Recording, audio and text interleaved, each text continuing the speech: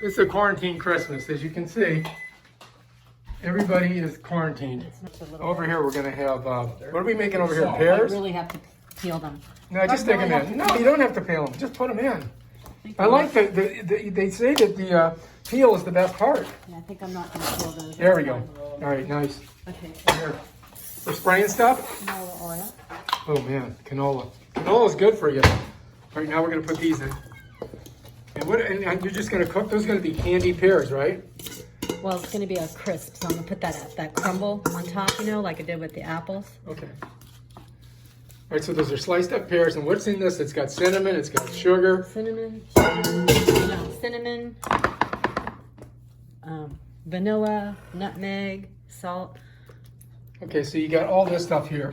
You got vanilla, You can rinse these and put them all you got over. nutmeg, Okay. you got cinnamon, you got salt. That's all mixed in there with a little sugar. And bam, we're gonna put some other stuff on it. I gotta rinse this stuff off. All right, so what's happening over here?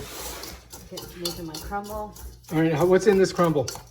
Um, Butter. 1.5 cups of flour, 1.5 cups of butter, 2 teaspoons of cinnamon, teaspoon of nutmeg, and 1.5 cups of brown sugar. This, by the way, is not really butter. It's Vegan. it's a vegan. It's all vegan. So this is all vegan because her mom can't have any kind of milk or animal products, but she probably will eat the chicken. There it goes on top of there. I followed the wrong recipe. I mean, I used, instead of anyway, I used 1/2 cup more butter than I should have because I wasn't paying attention. You know, I like it buttery. So I had to add more flour and